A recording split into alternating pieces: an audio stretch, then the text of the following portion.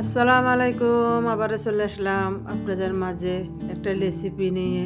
সেটা হলো লুল বাবা পিঠা। এই লুল বাবা পিঠাটা দেখতে যেরকম সুন্দর, খেতে তো অনেক দুর্দান্ত স্বাদ। খেতে বড় খুবই ভালো লাগে, খুবই সুস্বাদু, মুখে দিলে মিলিয়ে যায়।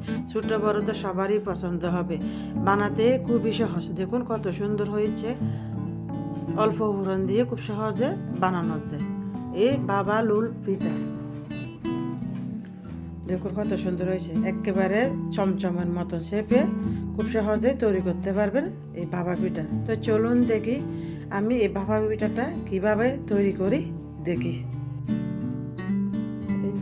এই যে আমি একটা প্যান বসাইয়ে দিলাম, দিয়ে গুড় আমি ভালো করে গুঁড়ি করে নিয়েছি। নারকেল দিয়ে দিচ্ছি, নারকেলের আর গুড়টা ভালো করে আমি একটু ভেজে নেব।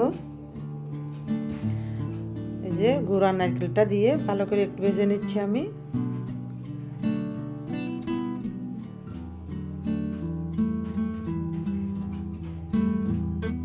এভাবে করে আলতো হাতে লেড়ে ছেড়ে আমি ভেজে নেব।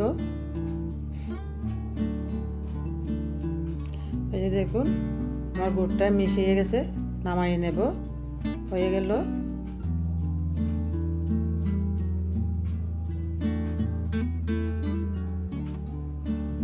আমি এখানে পানি বসা দিলাম, একটা কড়াই বসা দিলাম। এই কাপ মাপ দিয়ে আমি দিয়ে দিচ্ছি।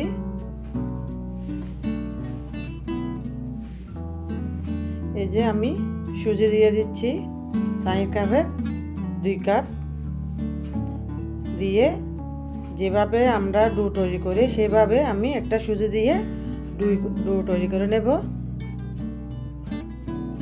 এভাবে রাত্রে লাড়া বন্ধ করে তো আমরা নিচে দিয়ে রেখে যাবে। এভাবে করে লেড়ে ছেড়ে আমি একটা ডো তৈরি করে নেব। আমরা যেভাবে আটা ময়দা চালের গুঁড়ি যেভাবে সিদ্ধ করে একটা ডো তৈরি করে নিই, সেভাবে করে আমি বানিয়ে নেব এটা।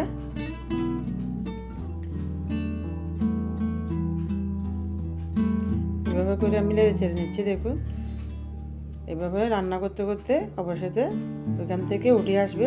এভাবে করে এই যে একটু গরম অবস্থায় এভাবে করে হাতে মিশিয়ে নিতে হবে।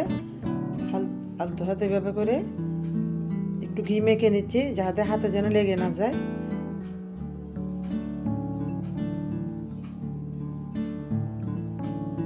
ঘি মেখে দিলে হয় কি একটু সুগন্ধি হয়। এই যে আমি এইভাবে করে একটু একটু নিয়ে এই যে লোল শেপে বানিয়ে নিচ্ছি ভাপা পিঠাটা।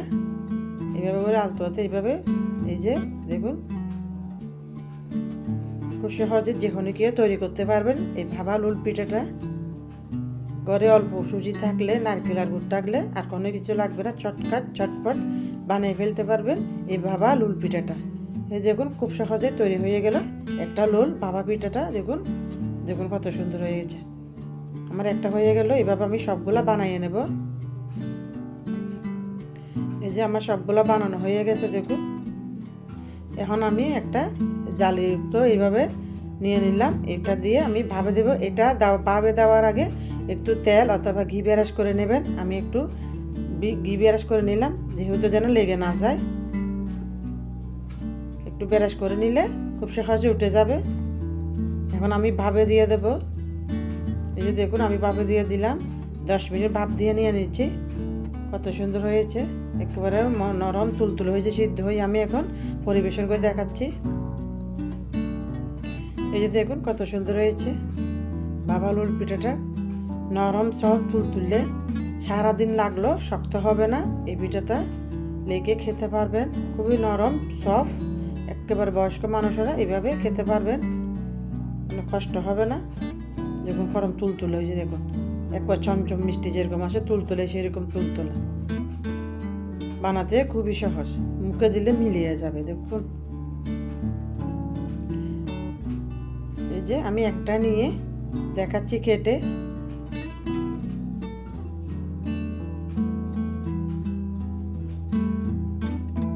এই যে দেখুন আমি 2 ভাগ করে দেখাচ্ছি। ভিতর বাইরে কত সুন্দর হয়েছে, খুবই নরম তুলতুলে, একটুও কাঁচা নাই। কত সুন্দর হয়েছে দেখুন। ছোট বড় সবারই পছন্দ হবে এই বাবা পিঠাটা। লোল বাবা পিঠাটা খেতে যেরকম মজা, দেখতে যেরকম সুন্দর, খেতে তো অনেক দুর্দান্ত স্বাদ, খুবই ভালো লাগে। আপনাদের ভালো লাগলে আপনারা বাসায় এইভাবে তৈরি করে খেতে পারেন। আর আমার ভিডিওটা যদি ভালো লাগে তাহলে অবশ্যই লাইক শেয়ার সাবস্ক্রাইব করে দেবেন, পরবর্তী যেন নতুন নতুন ভিডিও চললে সবার আগে যেন আপনাদের কাছে চলে যেতে পারে।